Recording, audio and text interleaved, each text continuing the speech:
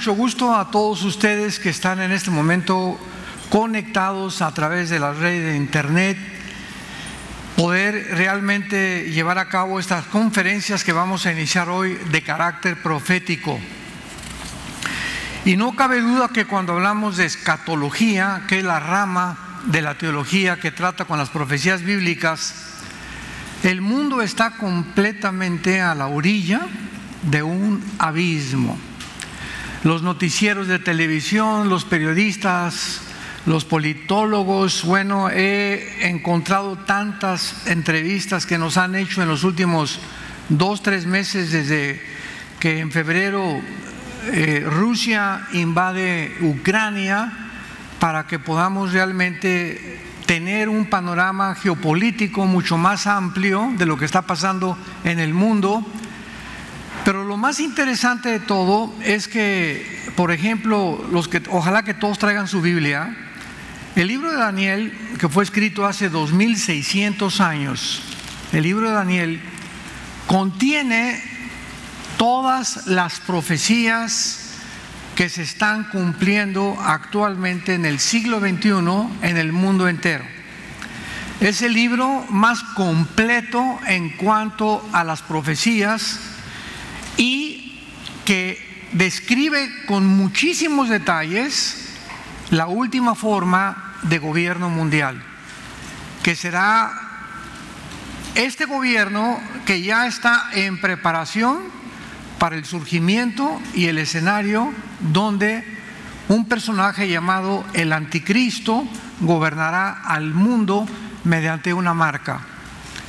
Es increíble que podamos nosotros haber visto en 2 años de pandemia de qué forma los gobiernos, y estoy hablando de un 80% de los gobiernos, son casi 195 naciones ya actualmente en el mundo, se aprovecharon de este problema supuestamente clínico o de enfermedad o de ataque virulento para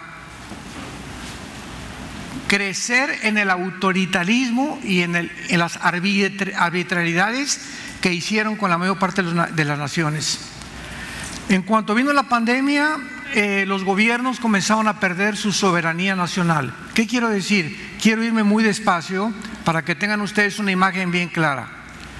Se juntó una élite de organizaciones no gubernamentales, como la Organización Mundial de la Salud, Bill Gates, Mark Zuckerberg, el que fundó el Facebook, Tedros, el presidente de la Organización Mundial de la Salud, las Naciones Unidas, otro hombre llamado George Soros, David Rockefeller, o sea, puros hombres multimillonarios con una influencia tremenda sobre las naciones.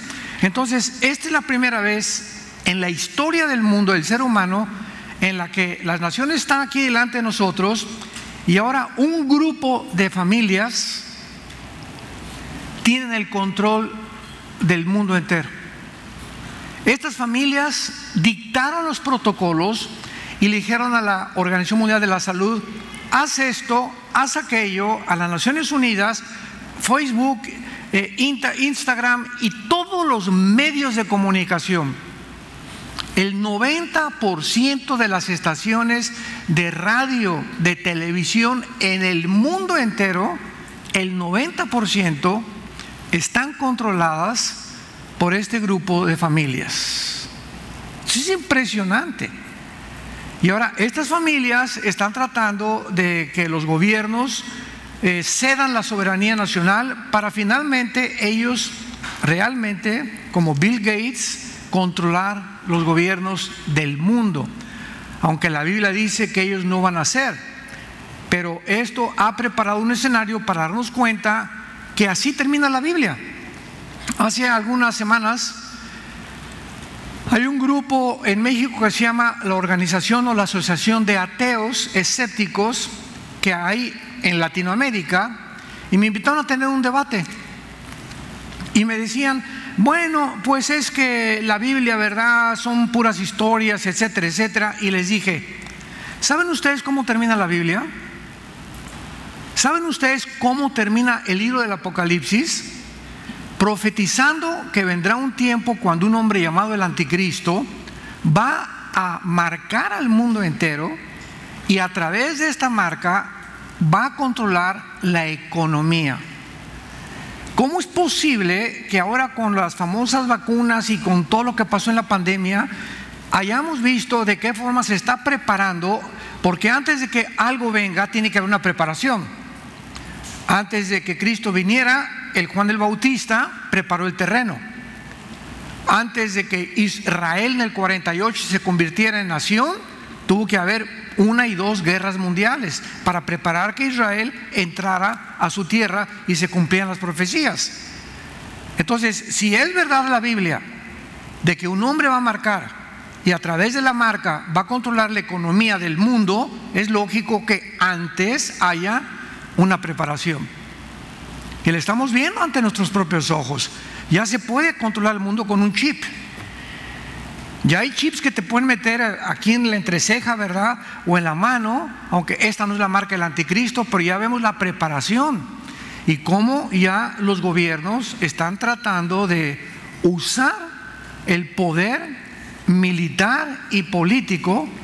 Yo recuerdo cuando me dijeron, es que en Acapulco hay soldados y ya no te puedes meter a la playa cuando estaba la pandemia.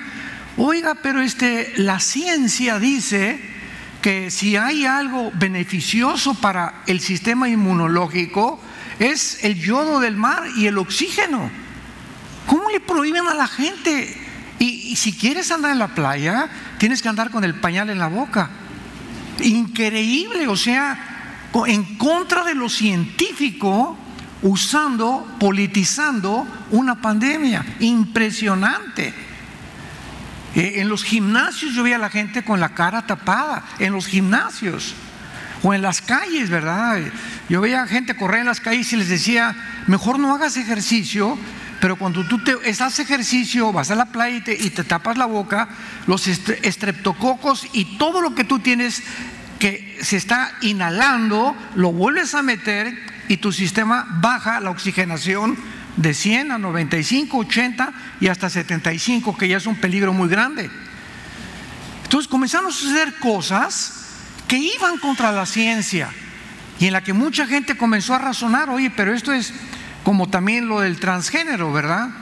Oye, es que no hay hombre y mujer, hay pansexual, transexual, homosexual, parapsicólogo sexual. Increíble. Y la ciencia que dice que si tú eres mujer tienes cromosomas XX, si eres varón tienes cromosomas Y. Entonces, si tú tienes un cromosoma Y y tu mente te dice que no eres el sexo que genética y biológicamente eres, tu problema no es físico, tu problema es mental. Tienes un problema aquí, un tornillo suelto. Ahora, agarrar a los niños y convencerlos de que no son lo que son, eso ya es el crimen más grande a la que la humanidad ha llegado. Jesús dijo, el que haga tropezar a un niño de estos, más le valiera que se pusiera una piedra en el cuello y se aventara a un río o al mar. ¿Y cómo están ahora atacando a los niños? En Disney ya comenzaron a los parques de Disney en Los Ángeles, en Florida, en California, en todos lados, a que no les llamen él o ella, sino que usen términos. En las actas de nacimiento ya no son eres o no eres, ahora hay una X para que digas no sé qué soy. Pues tal vez hijo del hombre araña, o hijo de la Mujer Maravilla, o de Batman, o de Superman. No, y si tú le dices algo a una persona que dice que él se cree otra cosa y no es, en Canadá te vas a la cárcel. Santos de Dios, damas y caballeros que nos acompañan, este es el mundo que estamos viviendo. Un mundo completamente loco, de insanidad mental, sociopatías y psicopatías, donde dices, hay seres humanos que ya dejaron de ser seres humanos, se han deshumanizado. Y el momento que una persona se deshumaniza y no actúa como un ser humano esta matanza que hubo en Uvalde, Texas, y que está en todos los medios de comunicación ahorita, ¿qué se está debatiendo? Increíble. Las armas. Y es que Estados Unidos tiene todos los ciudadanos tienen armas y enfocan el problema en las armas y no en la causa que produjo que este muchacho de 18 años se encerrara en un cuarto año de primaria en una escuela y que comenzara a matar a los niños. O sea, las pistolas no se disparan solas. Alguien tiene que jalar el gatillo. Y el problema no son las armas, el problema es la insanidad mental y la enfermedad mental a la que Estados Unidos ha llegado.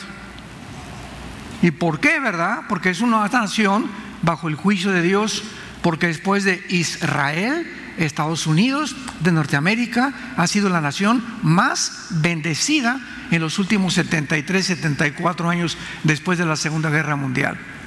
No ha habido una nación mejor vestida, más bendecida. Todo el mundo se quiere ir a vivir para allá. Es la nación que más misioneros ha mandado y enviado al mundo entero. Estados Unidos y Norteamérica, pero la Biblia profetizó que Estados Unidos no figuraría en las profecías de los últimos tiempos. Las únicas naciones que figuran son las de Medio Oriente, algunas naciones de Asia como China, como Rusia, que está en Ezequiel 38, mañana hablamos de eso, pero vemos que es un mundo completamente desarticulado, un mundo enloquecido.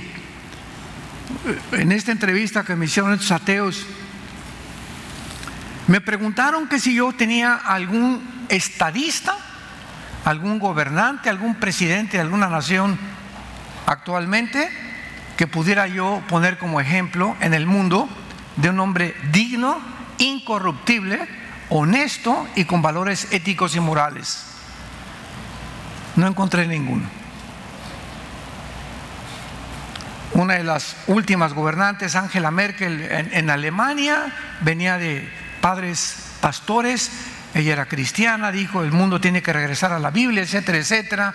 Margaret Thatcher, ministra de Inglaterra, también tenía convicciones morales muy fuertes, pero ahorita el mundo está en manos de locos, de personas completamente desarticuladas, sin ningún enfoque, porque han hecho a un lado a Dios. Y Dios va a comenzar a juzgar este mundo como ustedes no se imaginan. Se vienen gravísimos los juicios. En Daniel 12, capítulo 12 de Daniel, se le da una profecía a Daniel en el versículo 3 y dice, refiriéndose a los tiempos que vivimos, los entendidos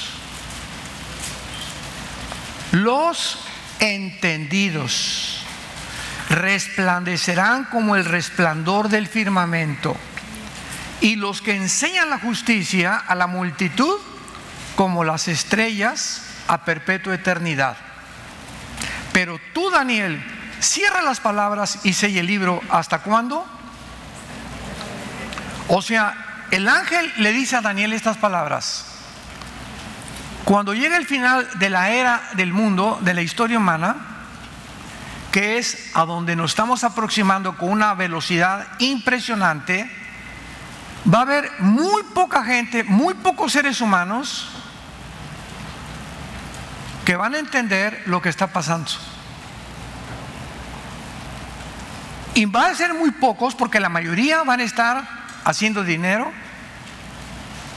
preocupados por su divorcio, preocupados por los problemas, sin tener comunión con Dios. Y estoy hablando de cristianos también, porque vamos a ver que los mismos escogidos en este tiempo, tú que te has dicho cristiano y que has jugado con Dios y que no has tomado en serio a Dios, como en los tiempos de Noé, vino el diluvio y no entendieron. Se vuelve a usar la misma palabra, no entendieron. Pero los entendidos van a entender.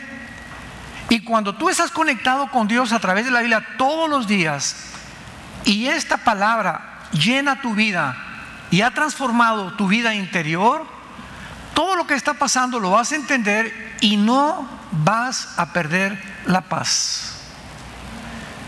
Va a caer el peso y va a caer el dólar, y que los rublos y que los yuanes y que los terremotos y que las guerras por aquí y por allá, y eres una persona en la que te acuestas y recuerdas el Salmo 91. Los pollitos se meten debajo de las alas de la gallina y pío, pío, pío, debajo de las alas, saben que nada ni nadie les puede hacer daño. Y un cristiano así tiene que dormir cada noche. Señor, el mundo se está cayendo, se está desbaratando, mi hijo se fue, o lo que tú quieras, o mi hija, pero yo quiero decirte que tú eres mi padre, que tú tienes cuidado de mi vida, y me voy a dormir como un pollito. Y mañana va a haber muchos problemas, pero mañana me darás la sabiduría para poder seguir viviendo para ti. Si tú no te acuestas de esta manera y no vives de esta manera, ¿dónde está tu relación con Jesús? ¿Dónde está tu relación con Jesús? ¿Dónde está tu cristianismo entonces? Eres religioso y vienes a la iglesia, pero interiormente eres una olla express. Y hay hasta cristianos que hasta pastillas tranquilizantes toman. Y luego dice el versículo 9, Daniel 12:9, él respondió: anda, Daniel. Estas palabras le vuelve a enfatizar lo mismo. Estas palabras están cerradas y selladas hasta el tiempo del fin. Muchos serán limpios y emblanquecidos y purificados. Los impíos procederán impíamente, y ninguno de los impíos entenderá, pero los entendidos comprenderán. Daniel, esto que te estoy diciendo, van a pasar 2600 años en la historia y nadie va a entender lo que te estoy diciendo. Ni Daniel comprendió esto cuando el ángel se lo reveló. Y cuando llegue el final de la historia, entonces voy a quitar, dice el Espíritu Santo, el sello, porque son palabras selladas que en el siglo XVIII, XIX, XV, XIV no se podían entender, hasta que nosotros en el siglo que vivimos estamos comenzando a comprender las profecías finales del libro de Daniel. Estamos comenzando, se nos está iluminando. Mientras más pasa el tiempo, más luz tenemos, más claridad, más paz, más seguridad. Y mientras más negro se pone el mundo, mientras más grande reine la oscuridad en el mundo, más contentos estamos. Parece una contradicción, ¿verdad? Pero es el Dios de la Biblia que enloquece la sabiduría del mundo. ¿Y por qué estamos cada vez más contentos? Porque sabemos que mientras más sea oscuro, más rápido viene Jesús por nosotros. Adiós, mundo cruel, ya nunca te veré, y no diré que no te conocí, como dice la canción. Entonces, el cristiano es una persona que vive en un mundo que se está desarticulando, que se está derrumbando. El comunismo, las democracias, las oligarquías, las monarquías, todos los sistemas de gobierno han fracasado. No hay ningún sistema de gobierno que funcione, porque son inventados por nosotros. En el Antiguo Testamento era la teocracia, era Dios el que quería gobernar a su pueblo. Pero en 1 Samuel 8 le dicen al profeta Samuel: no queremos que gobierne ya Dios sobre nosotros, queremos ser como las demás naciones. Y Dios los dejó, ¿verdad? Y así ha dejado al mundo Dios. Ok, gobiernense ustedes, y nos vemos al final de la meta, para demostrarles que no hay ningún ser humano que pueda tener la capacidad ni gobierno de solucionar los problemas que van más allá de nuestra capacidad de poder resolverlos. Y por eso tenemos ahorita que el clima, que el dinero, que Rusia va a Ucrania, Europa derrumbándose económicamente, la moral está por los suelos. Bueno, es un mundo completamente desarticulado. Vamos en estas 3 conferencias, la de hoy y las 2 de mañana, a ver lo que va a pasar antes de la gran tribulación. ¿Quisieran saber?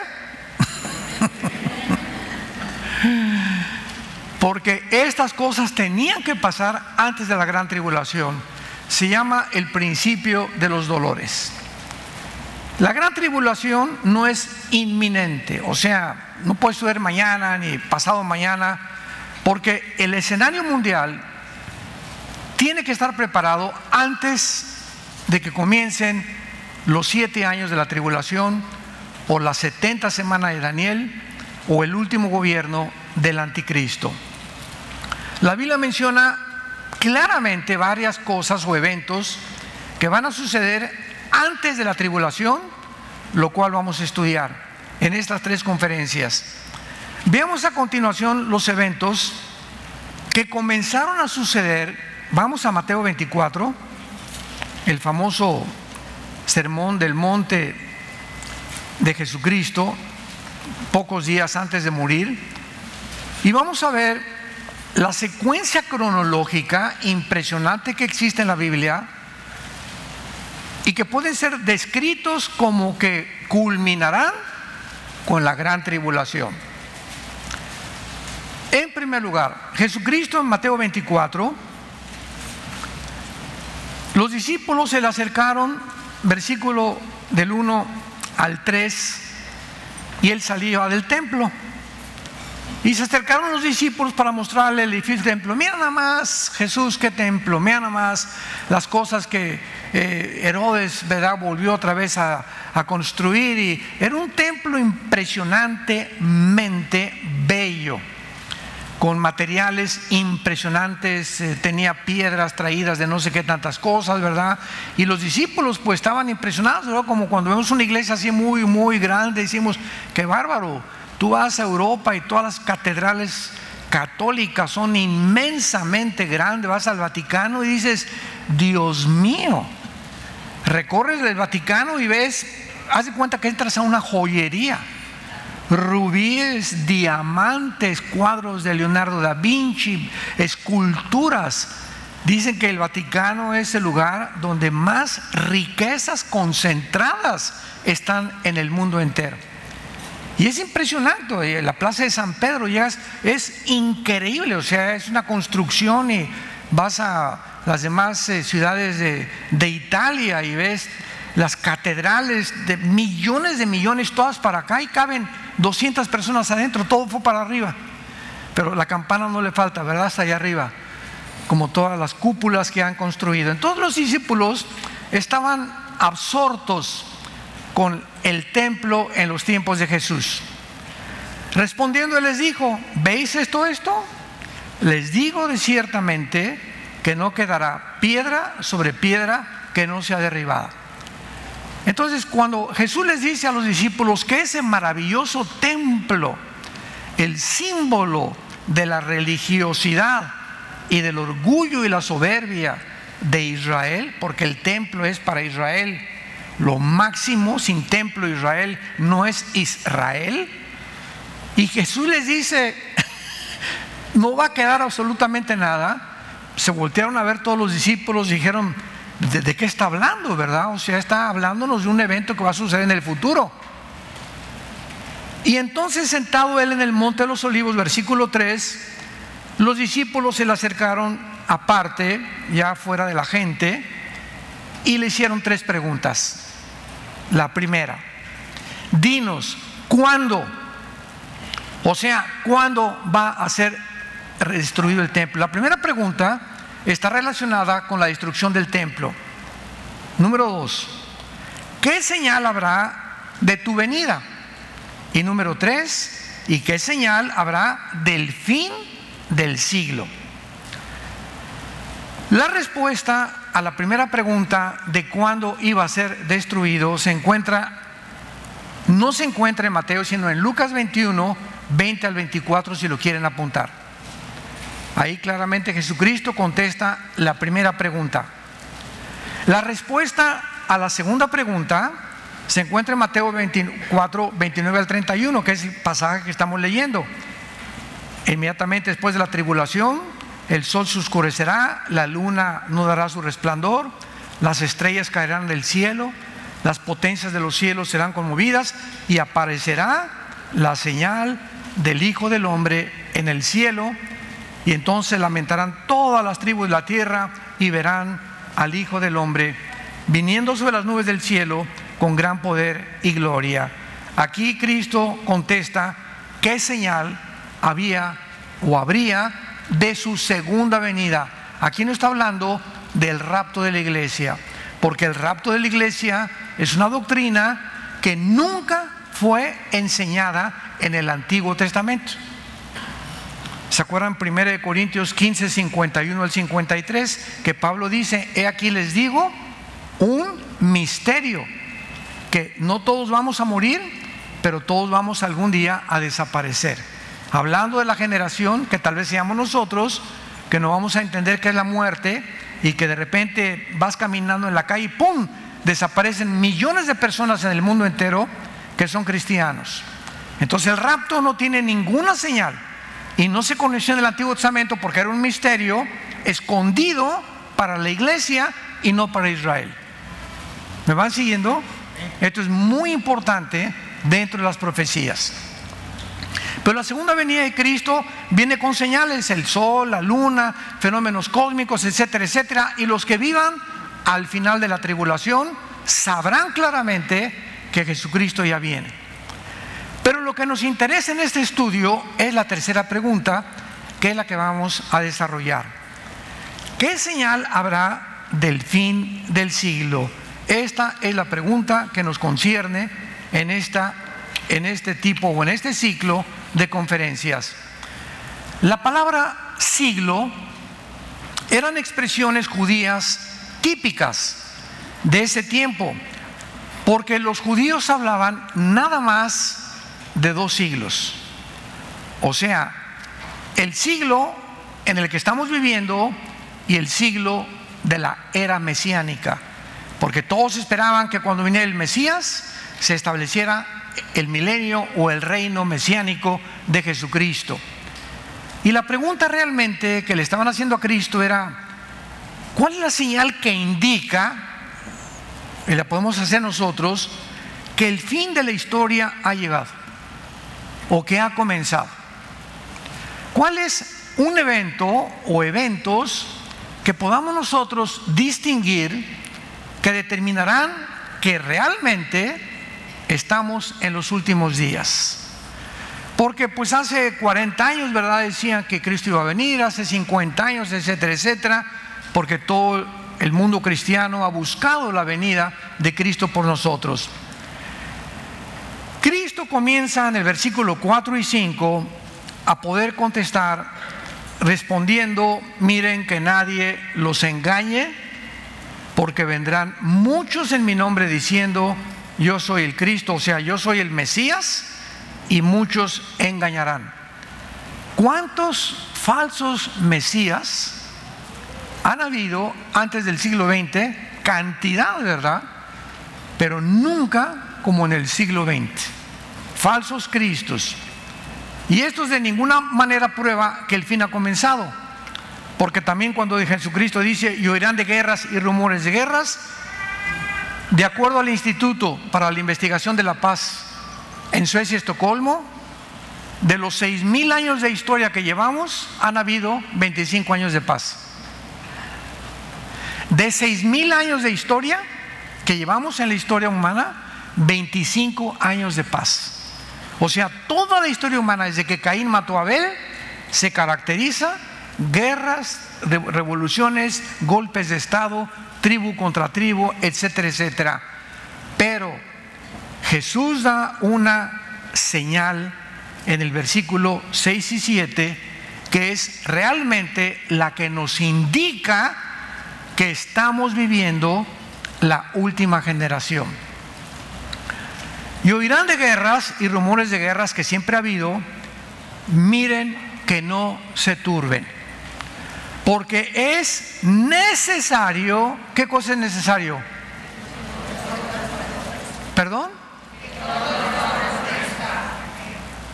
Es necesario que haya guerras.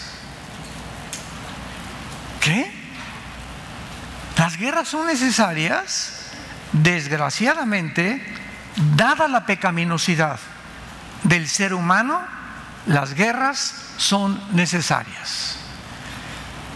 Les voy a explicar. En la Segunda Guerra Mundial, por ejemplo, si no se junta Rusia comunista con José Stalin, Inglaterra con Winston Churchill, Estados Unidos con el presidente Roosevelt y Canadá para sacar a los nazis de Europa, el mundo se hubiera convertido en los nazis y Hitler hubiera puesto de rodillas al mundo entero.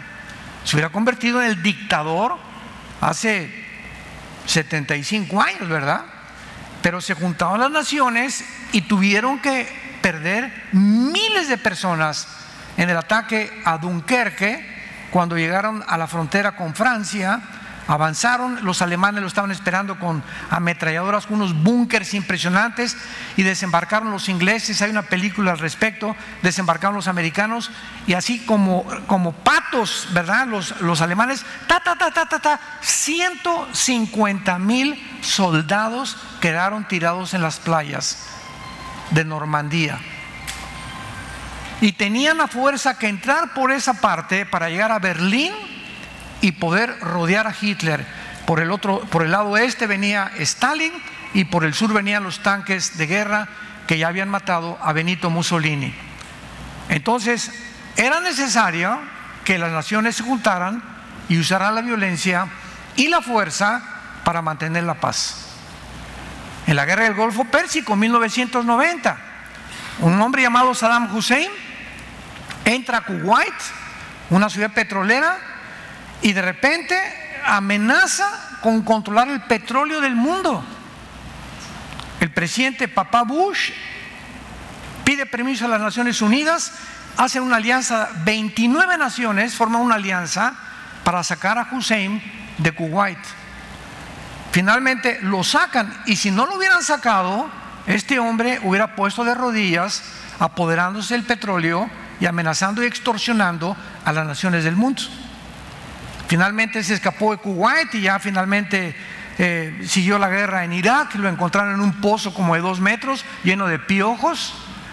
Los mismos iraquíes lo juzgaron y lo ahorcaron.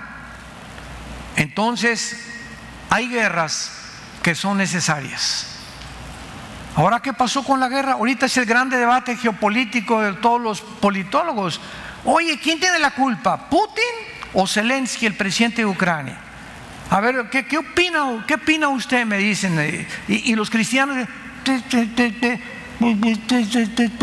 y tenemos que dar respuesta, tenemos que informarnos, tenemos que entender lo que está pasando en el mundo. ¿Qué fue lo que pasó ahorita en Ucrania? Bueno, pasó que hubo un pacto que se llamó el Pacto de Varsovia en el siglo pasado con Mikhail Gorbachev, que era primer ministro de Rusia. Y en este pacto le prometieron a la OTAN y a los Estados Unidos que no iban a continuar la OTAN. La OTAN es la Organización de las Naciones del Atlántico del Norte, que es un ejército de Europa formado para que no hubiera más comunismo en Europa después de la Segunda Guerra Mundial. Y la OTAN es el ejército que tiene ahorita la Unión Europea. Entonces les dijeron: no avancen ya más a otros países, porque a Rusia no le conviene que los americanos pongan misiles en Ucrania, porque si los americanos ponen misiles en Ucrania o Ucrania se une a la OTAN, van a estar apuntando a Moscú y llegarían en 7 minutos un misil nuclear y destruirían Rusia. Y es lo mismo que pasó con la crisis de Bahía de Cochinos, 1962, con Cuba y con el presidente Kennedy. ¿Se acuerdan? En 1962, Nikita Khrushchev, el ministro de Rusia, mandó misiles a Cuba con Fidel Castro y el Che Guevara. John Kennedy, que era el presidente de Estados Unidos, por medio de los satélites que ya estaban funcionando en ese tiempo, detectaron los misiles que estaban estacionados apuntando a Estados Unidos. Y dijo Kennedy: espérame tantito, compadre, esto no puede ser. O sacas tus misiles o hay una guerra nuclear. Gracias a Dios duró 2 semanas este conflicto, 2 o 3 semanas, Finalmente Nikita Khrushchev, el primer ministro ruso, entendió que Kennedy, con los pantalones que tenía, estaba hablando en serio, y sacaron los misiles y el mundo fue librado de una guerra nuclear en 1962. Y ahora llega la OTAN y comienzan a avanzar hacia el norte de Europa, en la parte noroeste, donde está Lituania, Estonia, Latvia, casi frontera con Finlandia. Y entonces Putin les dice: no entren a Ucrania, ni Ucrania puede pertenecer a la OTAN, porque Ucrania siempre ha sido de los rusos, y el 80% de los ucranianos son rusos. Entonces, por favor, no entren. Entonces, cuando vio Putin que comenzaron a mandar tropas alrededor de Ucrania y cerca de Rumanía y de Polonia y de la parte norte, entonces Putin dijo: pues voy a rodear Ucrania y voy a entrar y voy a impedir que pongan en Ucrania misiles que nos apunten a nosotros, porque si nos apuntan a nosotros, pues acabó Rusia. Y como este presidente actualmente, Joe Biden de Estados Unidos, quiere continuar conquistando, y dice que el mundo, aunque Estados Unidos esté en bancarrota, es un tigre de papel, pues ya no lo pudieron hacer. Entonces, ¿qué fue lo que pasó? Pues sanciones económicas, ya todos los métodos de transferencias de SWIFT, que es de transferencia de banco a banco, son canceladas, y Rusia ahora ya no puede hacer negocios con ningún país de Europa ni con el occidente. Y China le habló a Putin, le dijo: compadre, no tengas miedo de estos cuates, no te van a hacer nada. ¿Por qué? Porque yo te voy a garantizar todo, y además Rusia le provee el 60% del gas y del petróleo a las naciones de Europa.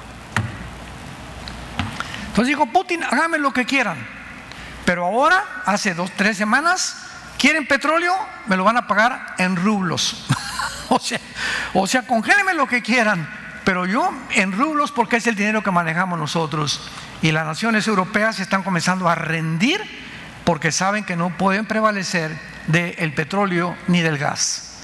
Entonces hay un conflicto internacional ahorita, donde Estados Unidos a fuerza quiere entrar a Ucrania, porque Ucrania es el trampolín para acabar con Rusia. Y a Putin no lo mueve nadie de Ucrania, porque en la Biblia está, en Ezequiel 38, que veremos mañana, que Ucrania pertenece a los magogitas, la guerra de Gog y Magog, y pertenece a las naciones magogitas que se unirán a Rusia para invadir Israel. Todo está aquí. Y tú lo único que sabes es Juan 3:16. O los devocionales, ¿verdad? Jesucito mío, mis compañeros, no me amados en el nombre del Padre. Amén. Bendice los alimentos y dáselos a los que no lo tienen. Oye, espérame tantito, digo, ¿qué oración es esa? Dáselos a los que no lo tienen. O sea, por favor, Señor, no se te olvide que hay muchos que no tienen. Por favor, dáselos, ¿eh? Es como si Dios fuera una falta de misericordia, ¿no? Ya no sabemos ni cómo orar, ni cómo expresarnos con Dios, ni cómo pedirle conforme a su voluntad. Todo lo hacemos ya mecánico, automatizado, como robots. O entras a la iglesia el domingo y como robot, ¿verdad? Párense, siéntense, siente. Ahí está doña Chole junto a ti, casi está llorando, ni la pelas. Esta otra hermana por acá en lugar: doña Chole, ¿qué le pasó? ¿Me puedo sentar con usted? Abrazarla. O una hermana o un hermano que está con frío. Entramos con orejeras como en el cine. Yo al cine entro con mis palomitas y digo, no tomo coca, ¿verdad? Pero lo que voy a tomar, veo la película, no me importa lo que le pase al de la izquierda o de la derecha. Y las iglesias se están convirtiendo en cines donde entras con orejeras, no saludas a nadie, no te preocupas por nadie, no oras por nadie, no ves si alguien tiene cara de gallina que necesita, ¿verdad?, oración por ti, porque solamente entras pensando en tus propios intereses. Y cuando comenzamos a deshumanizarnos, a descristianizarnos y a entender que vivimos para los demás, en preocuparnos por los demás y ya no poner los ojos en nosotros, en nuestros intereses, es cuando seguimos a Jesús. Has perdido tu primer amor. Has perdido tu primer amor. Y cuando perdemos el primer amor, perdemos todo. Dice Apocalipsis capítulo 2 del 2 al 6: arrepiéntete, si no vendré y te quitaré el candelero de tu lugar. El día que comiences a solamente para ti, a tu esposa ni la abrazas ni la saludas, a tu esposo lo tratas como si fuera un cocodrilo, tus papás tampoco te preocupas por ellos. O sea, comenzamos a absorbernos en nuestros intereses y comenzamos a poner barreras alrededor de todo el mundo, y es cuando en ese momento comenzamos a autodestruirnos. ¿Sabías tú eso? Hace algunos años, antes de morir, la Madre Teresa, muchos de ustedes han oído hablar de ella, que tenía, ¿verdad?, un leprosario allá en Calcuta, en la India. Estaba en Nueva York. La Madre Teresa le invitaron a unas conferencias y le preguntaron a esta viejita: oiga, ¿y usted por qué no se trae a los leprosos y aquí le hacemos un edificio con aire acondicionado y camas buenas, etcétera, etcétera? ¿Por qué tiene usted que irse allá, a ese lugar inhóspito, verdad, con enfermedades y todo? Y ella contestó con estas palabras: es que he descubierto que la única forma de ser feliz es viviendo para los demás. Y en servir a mis leprosos y a mis leprosas, no se imaginan la satisfacción y la paz que tengo, que Dios me da. Yo puedo venir aquí a un edificio con aire acondicionado, pero la pregunta no es: ¿busco comodidad o busco la voluntad de Dios? Como le dijeron un día, teníamos mi esposa y un caso de unos pastores, que me decía el pastor: oye, es que fíjate que me dijeron que me voy a ir a Veracruz de pastor. Y la esposa: hay muchos mosquitos en Veracruz y no voy a estar con mi mamá ni con mis hermanas, ya no me voy. Cálmate. Llegamos con ella y le dijimos: oye, hermana, es que la felicidad no se encuentra más que estando en la voluntad de Dios. Y si su esposo es pastor y le llama a Dios a estar en ese lugar, usted acéptelo. Porque tenemos casos de esposas de pastores que han ido a Córdoba, Argentina, que han ido a Chile, etcétera, etcétera, y se aferraron y extrañan a mi mamá y extrañan a mis hijos, y se amargan, y en lugar de ayudar a su esposo, se enferman de los nervios y se enferman de diferentes cosas, porque no buscan la voluntad de Dios, buscan su comodidad. Y cuando buscas tu comodidad y no: Señor, es tu voluntad, no importa dónde esté, si es tu voluntad, ahí Dios te va a bendecir. Muy bien. Entonces Jesús dice en el versículo capítulo 24 la señal: pero se levantará nación contra nación y reino contra reino, y habrá pestes, hambres, terremotos en diferentes lugares, y todo esto será principio de dolores. Aquí encontramos por primera vez en la profecía de Jesucristo que, aunque ha habido guerras toda la historia, hasta el siglo pasado, la Primera Guerra Mundial, 1914, 1918, 1939, 1945, la Segunda Guerra Mundial. Y la mayoría de los historiadores están de acuerdo en que la Segunda Guerra Mundial en realidad fue la continuación de la Primera Guerra Mundial. Ahora fíjense qué cosa más impresionante. Las dos guerras mundiales del año pasado tuvieron un impacto tal en Israel como muy pocos cristianos han podido imaginarse o descubrir en la Biblia.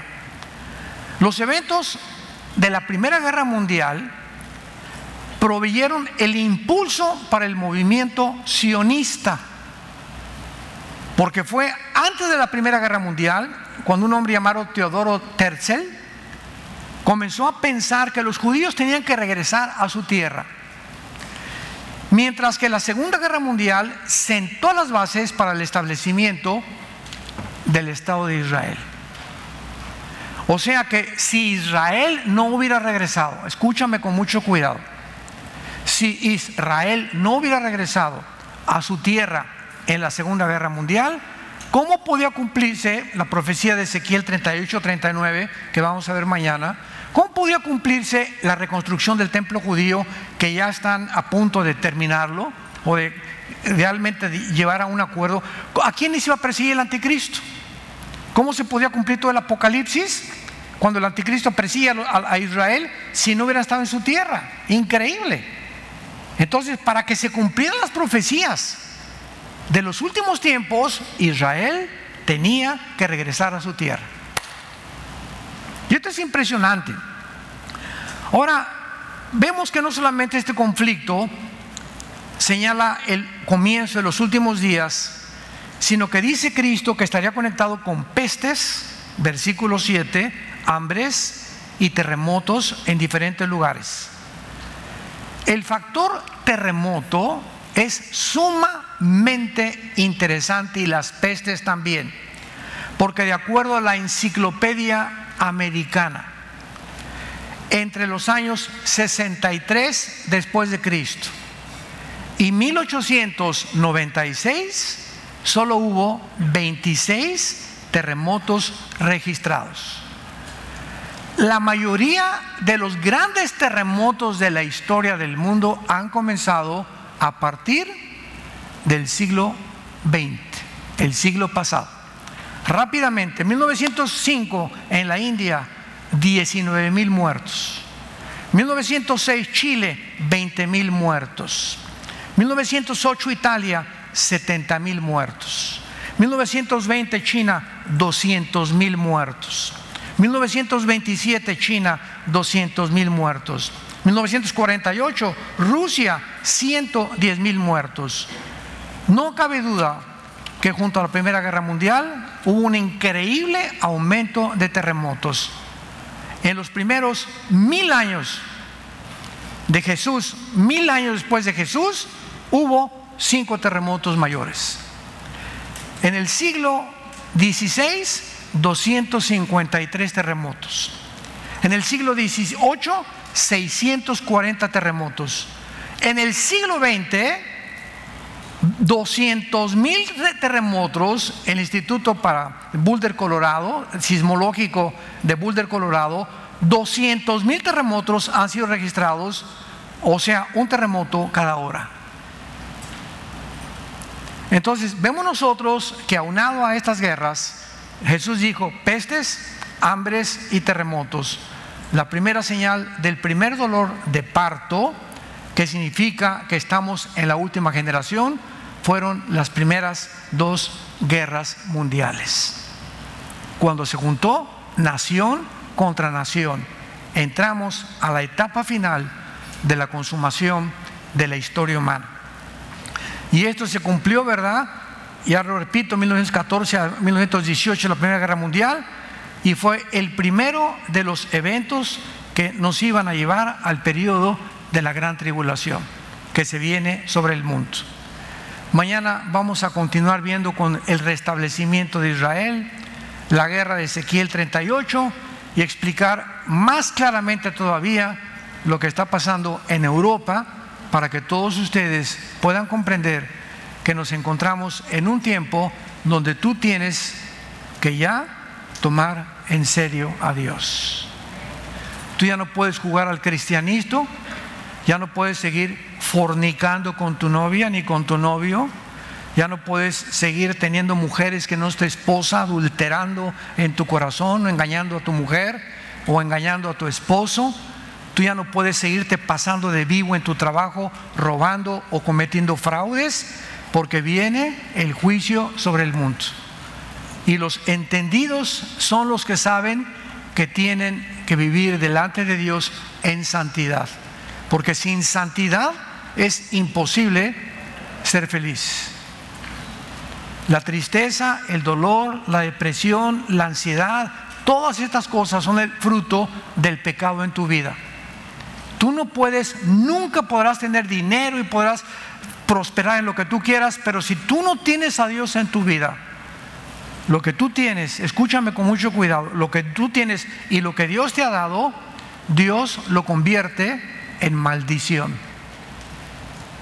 Y llegas a decir: tengo una casa, tengo un castillo, tengo esto, tengo 10 mujeres por aquí y por allá, y no vas a poder disfrutar de nada de lo que tienes, porque es imposible vivir feliz y disfrutar si Dios no está contigo en tu corazón. ¿No quisieras tú en esta noche arrepentirte de tu vida? Si eres cristiano. Si no eres cristiano, te invito a que vengas a la cruz y le pidas a Dios que entre a tu corazón en la persona de Jesucristo. Inclinemos nuestra cabeza. Te damos gracias, Señor, por esta palabra que nos has dado, y te damos gracias, Señor, porque eres real. Tú fuiste crucificado, enterrado y resucitado a los 3 días, y actualmente te encuentras sentado a la diestra de tu Padre en el tercer cielo, viviendo para interceder por nosotros, tu familia, que nuestra fe no falte y que podamos permanecer firmes en la esperanza a la que todos hemos sido llamados hasta el final de nuestra vida. Gracias, Jesús, por tan grande sacrificio en la cruz y por haber dado tu vida para que nosotros sigamos tus pasos. Ya nadie vive para sí mismo, vivimos para los demás. Ya dejamos de centrarnos en nuestros propios intereses, en nuestro propio ego, en nuestra propia soberbia, y ahora nos volvemos a ti en una vida de humildad y de mansedumbre, aceptando siempre que lo que tú nos aconsejas y nos guías es la verdad y lo que más puede beneficiar nuestra vida, nuestro matrimonio, nuestra familia, nuestros hijos, nuestro trabajo, porque sin tu bendición no somos nada, ni nunca alcanzaremos nuestra meta si tú no estás con nosotros. Si tú no tienes a Cristo, dile estas palabras con todo tu corazón: Señor mío y Dios mío, te pido perdón por mi vida. He pecado y he hecho lo malo delante de tus ojos, y tú lo sabes. He transgredido tus mandamientos, pero creo que en esa cruz, mediante tu sangre que derramaste, tiene poder de lavarme, de limpiarme de todas aquellas cosas que he hecho en contra de tu santidad. Creo que a los 3 días resucitaste de entre los muertos, y esa resurrección ya no es histórica para mí, ahora la viviré, porque tú puedes vivir resucitado dentro de mi vida para que yo dé poder de tu resurrección.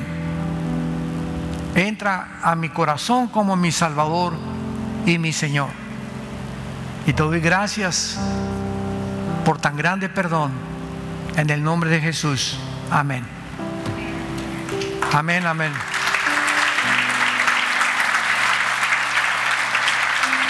Gracias a Dios por la Biblia, por este libro maravilloso. Ahorita las tinieblas están más densas que nunca, y haríamos bien en estar atentos a la palabra profética más segura, a la cual haríamos de mantener nuestro enfoque hasta que el lucero de la mañana salga y Cristo resplandezca en nuestros corazones.